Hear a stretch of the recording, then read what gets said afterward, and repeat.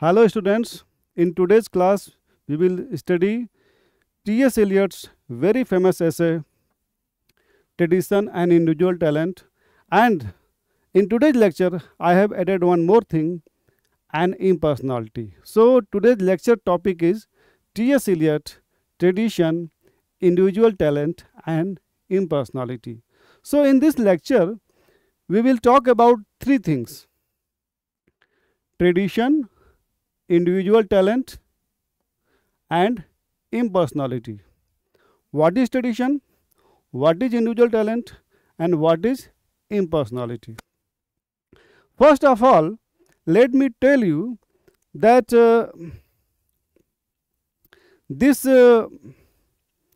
essay Tradition and Individual Talent, it was written by T.S. Eliot in 1919, and it was first published in the journal Egoist, and later on in 1920 it was included in his book The Sacred Wood. This essay Tradition and Literary Talent, Individual Talent, sorry, it is this essay is a critical treatise, and it was written against, in reaction to William Wordsworth's theory of poetry. William Wordsworth says that poetry is the spontaneous overflow of powerful feelings recollected in tranquility. But T.S. Eliot says that it is not like that. Poetry is not a spontaneous overflow of powerful feelings recollected in tranquility, but poetry is something else. And what is poetry? This concept of poetry. He has written an article, an essay, and the theme that how we write good poetry and how a poetry should be. What is the ideal poetry? So, objective of our lecture is to understand T.S. Eliot's concept of literary tradition and the role of individual artists. What is tradition and what is the role of an individual artist? So, before going in detail of this lecture, we will first know something about the writer T.S. Eliot. Full name Thomas Stearns Eliot. He was born in America, and during his career he came to England and settled here. He had said about himself that I am classicist in literature, royalist in politics and Anglo-Catholic in religion. He had said about himself.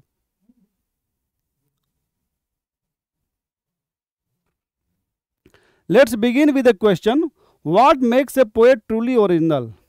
Is it deep emotion, a unique voice or something else? T.S. Eliot in his famous 1919 essay Tradition and the Individual Talent gives us a bold answer. He challenges the romantic view of poetry and proposes three key ideas. What are three key ideas? A new definition of tradition, a disciplined view of individual talent, and a surprising theory of impersonality in his poetry. Let us explore each one by one. Tradition, a living connection with the past. First of all, we will know what is tradition. Tradition is what? Tradition is not negative thing. As most of the 20th century writers of Europe or England think, tradition is not something dead. Tradition is a living thing. So what is tradition? Tradition is collection of writings, past writings. For example, T.S. Eliot himself had given example. For European literature, all the literature starting from Homer to present time, all the literature starting from Homer to present time is literature, is tradition. So, tradition is not that old writers are dead, so tradition is also dead. It is not like that. Tradition is something which is very much alive.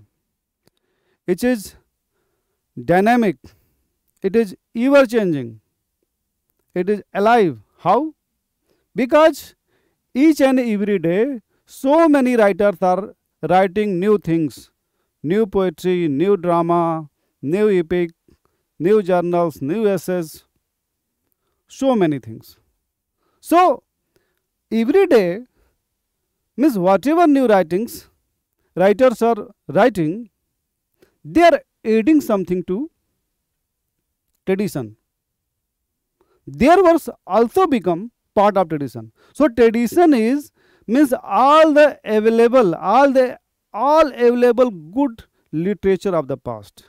If it is drama, all the relevant history of drama.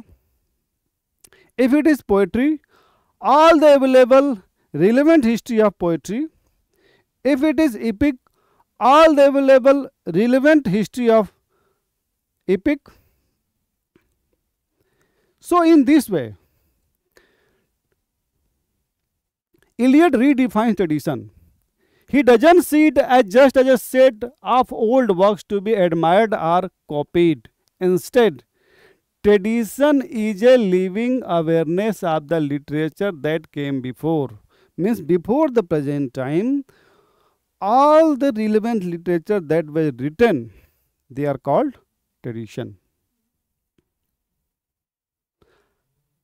He says, tradition cannot be inherited. You must obtain it by great labor. What do you mean by? What does T.S. Eliot mean by we can obtain it by great labor? Before writing a new piece of any poem, what we do? We just take a pen and start writing. But if we write, what do we keep in our mind? If we write any poetry which does not have any connection with the past writers, can we call it a good poem? According to T.S. Eliot, not at all. No. No writer or artist has any importance in isolation. In isolation, no artist, no writer has any importance. Because if you write any poem, your poems will be compared to the past poems that were written by some previous writers. Only on the basis of that, your poem will be evaluated. So, a true poet must develop a historical sense. What is historical sense? Must he read history books? No, it is not like that. History of the literature, history of the poetry, history of the drama, history of the epic, history of the novel, etc. If a new writer is going to write a poem, he must have a good knowledge of all the poetry, all the good poetry, all the masterpieces that was written in his country, in his nation, in his language. So that's why he says he can obtain it by great labor. A writer has to study. So studying is a work of labor, it is a hard work. So if a writer studies a great number of other writers, past writers, he builds inside himself a great sense of tradition and historical sense. Tradition and historical sense are very much connected terms. Knowing not only what came before, but how it still survives, lives in the present. If Homer died long ago, it doesn't mean that has no value today. Homer is not relevant today. We have to find in his works some elements, some things. Homer can still inspire us. We can find still some good things in Homer's works that are even relevant today. Shakespeare, who was in 16th, 17th century, he is still relevant today. He is dead, but his works are still relevant today. If we do not study Shakespeare, we cannot be a good dramatist in our present time.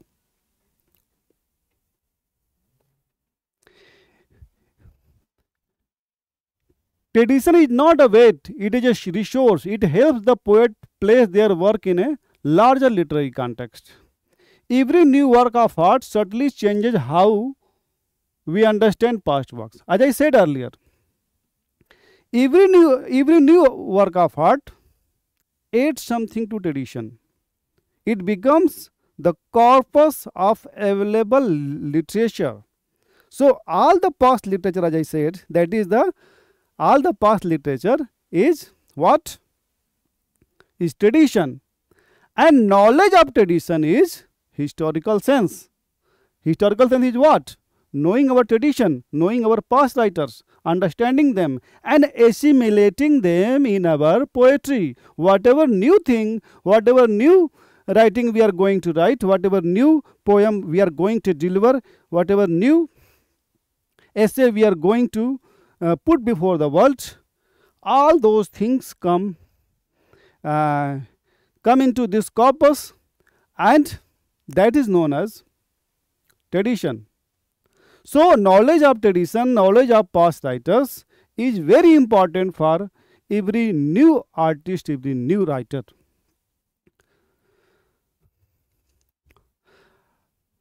We can take example from Eliot's own writing, the most famous, worldwide famous poem, The Wasteland. Wasteland draws from Homer, Dante, Shakespeare, but it doesn't imitate them.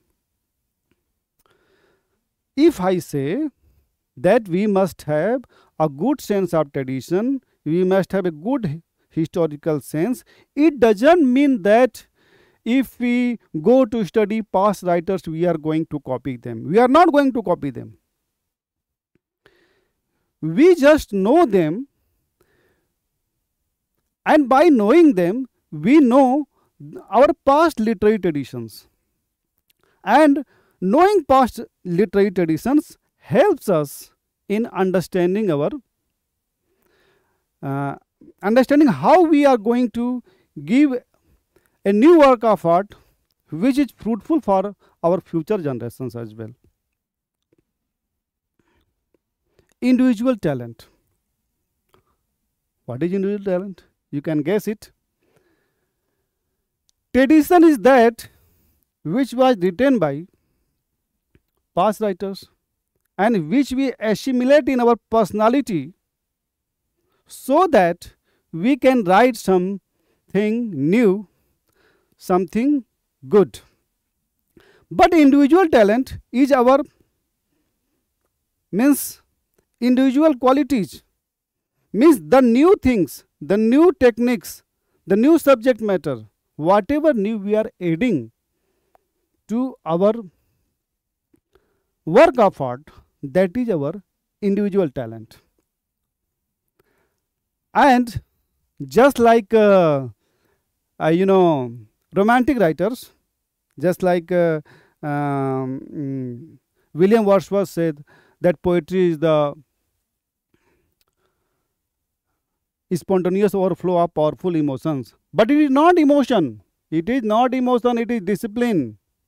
Individual talent is discipline. He argues that a great poet isn't someone who simply pours out personal feelings. The progress of an artist is continual self-sacrifice, a continual extension of personality. What this means? True talent isn't about emotional overflow, it is about mastery of language, form, and tradition. The mind of a poet is like a jar where emotions are organized. Wordsworth says that our poetry is the overflow of emotions. But here, T.S. Eliot says that poetry is not the overflow of emotions, poetry is the artistic arrangement of emotions.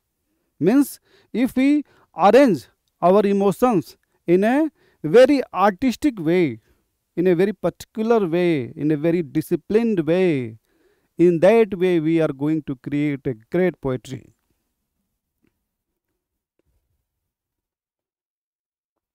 Impersonality, the poet as a medium. Eliot's most famous idea is the theory of impersonality. He compares the poet's mind to a catalyst in chemical reaction, just as platinum causes reactions without self-changing. The poet's mind helps create poetry but does not become part of it. I am elaborating with my example.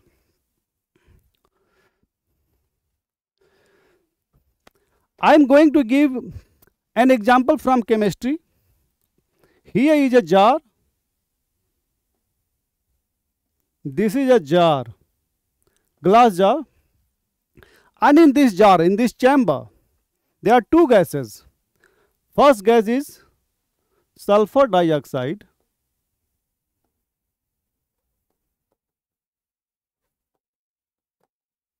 Sulfur dioxide. And the second gas is oxygen. Second gas is oxygen. If both gases meet each other, we know that in chemistry, third thing is produced. And what is that thing produced? Sulfuric acid. Sulfuric acid. But sulfur dioxide and oxygen, these two things cannot make sulfuric acid without the introduction of platinum. Platinum. Platinum is what? Means a metal. Platinum is introduced here, and sulfur dioxide and oxygen, they form sulfuric acid. But in sulfuric acid, you cannot discover any traces of platinum. How? How is it possible? It is possible. And T.S. Eliot says that poet's mind is just like platinum. Platinum is not part of the product that is made from sulfur dioxide and oxygen. In the same way, when poetry is formed, poets' emotions are nowhere found. Poets' emotions are not found in poetry. T.S. Eliot has analyzed John Keats' poem Ode to Nightingale, and he has said that that is an artistic failure, because John Keats has given so many emotional overflows in he has given so many emotional overflows, and all those emotions of the writer are not acceptable in a good poetry. A poet's mind should remain detached to the process of poetry, and poet's personal opinions, emotions should not be displayed in his poetry. And he has also criticized the masterpiece, very famous drama of William Shakespeare, Hamlet. He has said that Hamlet is an artistic failure because Hamlet is not able to express his emotions. He is not able to find a good objective correlative to represent, to express himself. So in that way, he means to say that poetry is not personal therapy, it is an artistic expression. A poet should have artistic emotion. He should not have personal emotion in the poetry. Just remember this, a poet should always have artistic emotion in his poems. In next class, I will take it further, and I will tell you in detail about impersonal poetry, that is impersonal poetry and objective correlative. Two things I will cover in the next class. For today's class, this is all. Thanks a lot.